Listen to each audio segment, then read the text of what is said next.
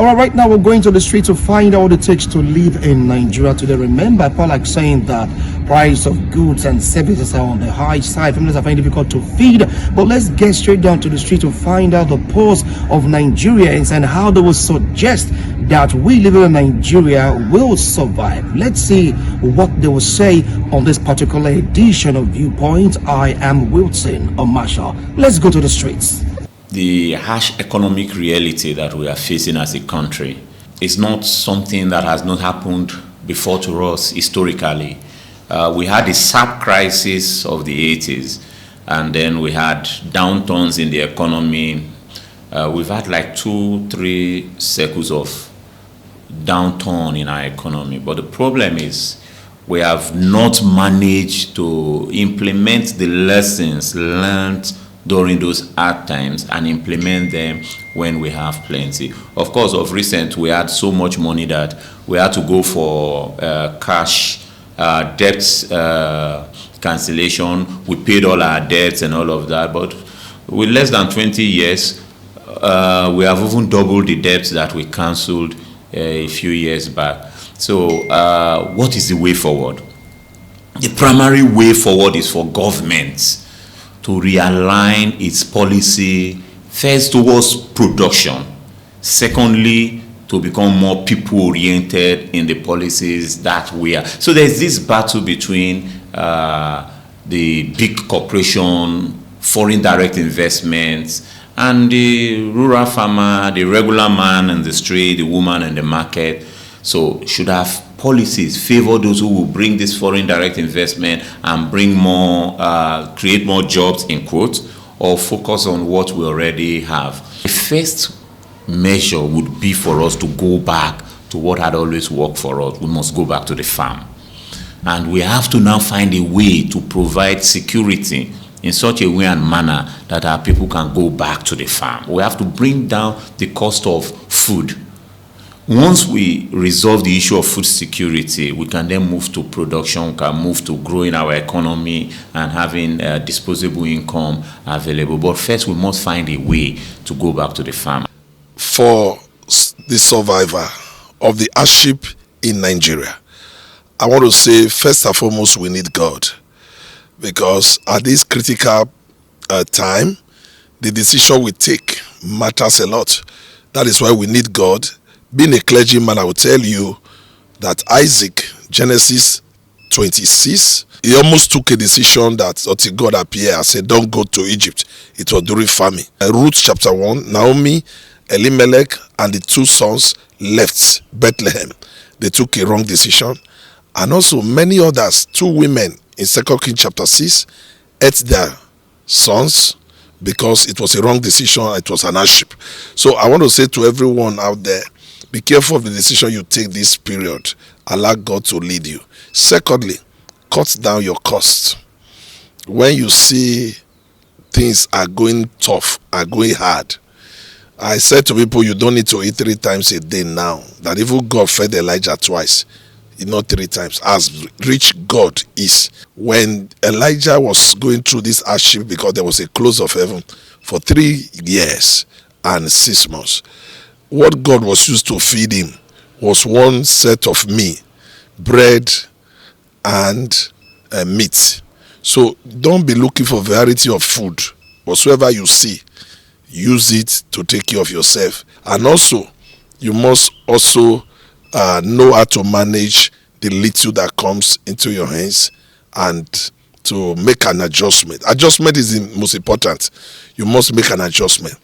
Where you normally drive to, please enter a bus. Where you normally go for celebration, cut down the celebration.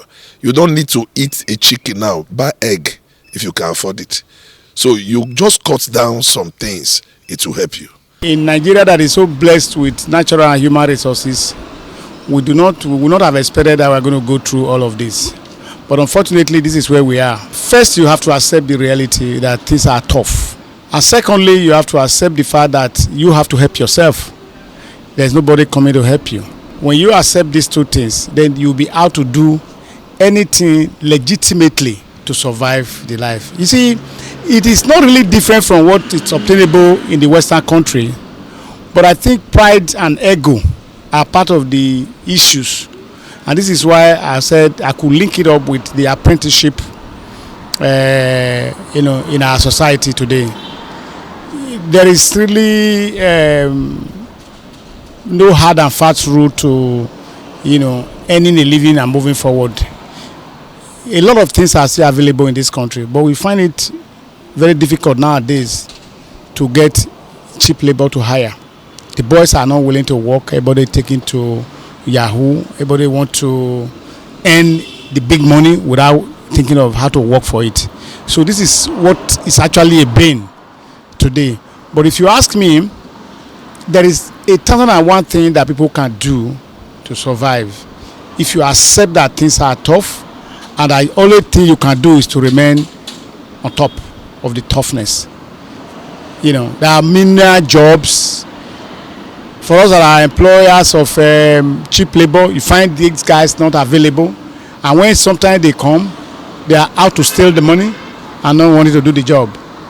So if you accept that the situation is rash, whatever you earn, you build your life within it.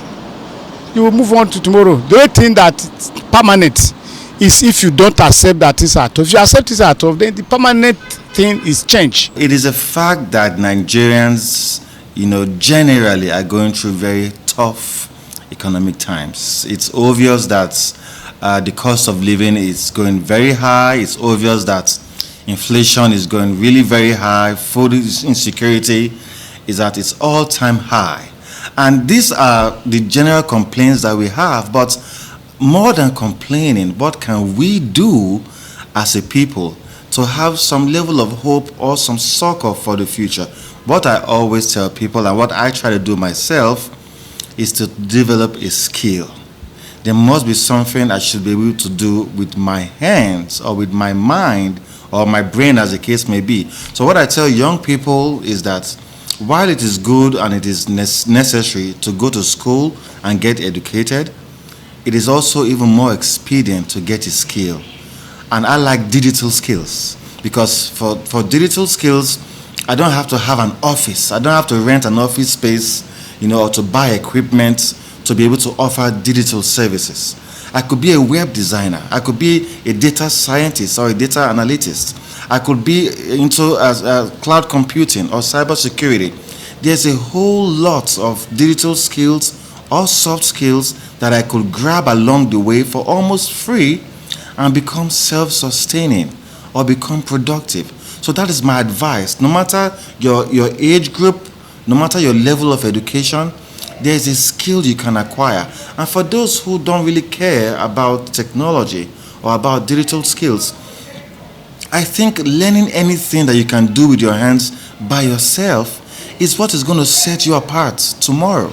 So I don't want to make it sound like it's easy. It is hard, but is life not hard in itself? So while government needs to do her part to make sure citizens can thrive with their personal businesses, to make sure that small businesses can grow, that there are incentives for businesses to thrive, government has a major role to play, and government has no excuse to play the role.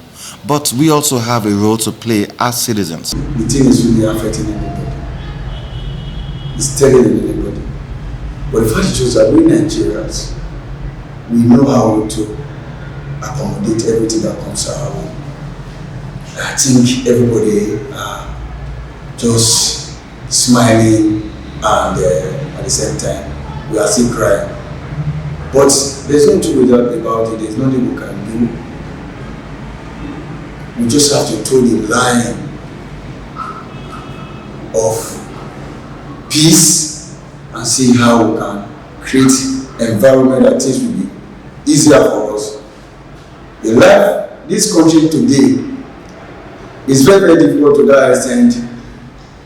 You have to learn how to sew your coat according to your size, not your cloth. According to your clothes, not your size, I mean. Because if your size is 6 yards and your cloth is 4 yards, what are you going to do?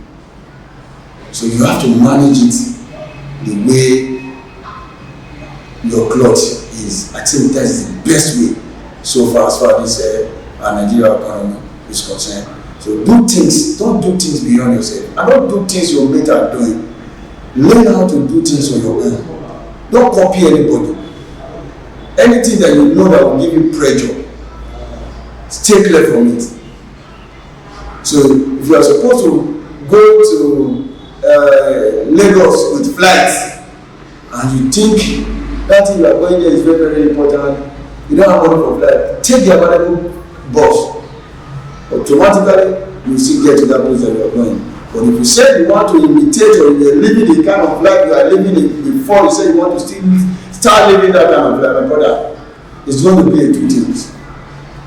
Either you fail or you win. At the current situation of Nigeria, ways to survive is those who have 1 or 2 jobs, you get more jobs. Just find something to do, find something more to do. Legitimate source of income. In fact, this is the best time you can be a middleman. You have a brother that is into furniture, you have a brother that is into sales of fabrics. Be a middleman, advertise for them. Their customer can be in your contact list and get commissions. Get commission. You have a car, use it for cab. Don't go and buy fuel and put it down. Look for any legitimate source of income. Make it 1, 2, 3, 4, 5. It can be 10 sources of income, because with this economy, even the birds in the roof in the sky, they are shouting. Avoid anything that will cause debit. Anything that will give you debit, avoid it. Then get something that will give you more and more income. This period, we all need a actionable action. We need to take this, not just decision, there should be steps.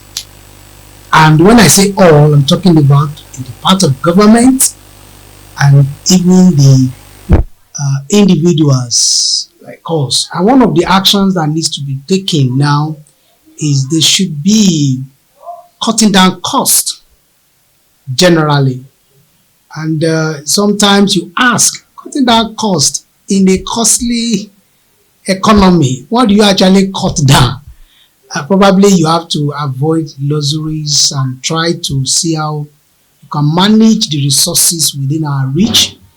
The part of government, there should be reduction in overhead cost. Serious one. To us, individuals, see how we can improvise for some certain things. Even in the school owners needs to see how you can cut down costs. Probably you know salary now has to increase, otherwise you lose your staff. Presently, I personally have to increase the staff salary this term or this session because they will leave you. So on the part of the school owners, what they actually need to do is to ensure that you buy things in bulk. All of us together actually need to ensure that we practice what I call multi-streams of income. You practice 4 jobs. You understand. If you're a teacher, probably you just look to side hustle, added something to it. Some add POS to their sales, some are selling dollars, some are selling this. They just have a POS services beside. Just do it. It must be deliberate. Otherwise, we are in for a very serious matter. Well, you've heard my response that living in Nigeria is not an easy feat. To some, it's a Herculean task. To some others, it is meant for the strong-hearted, not for the weak-hearted. They give suggestions. You must have various source of income. If you rely on just one source of income, you'll find it so difficult to survive. If you have plethora of cars, you know, the fuel pump price right now is something else. You have to learn to reduce to 1 or 2. And mind you, if you have other things draining your purse, you have to look for a way to block it in order for you to survive in Nigeria today. Well, I'm Winston Marshall signing off. See you next time on another edition of Viewpoint. Bye for now.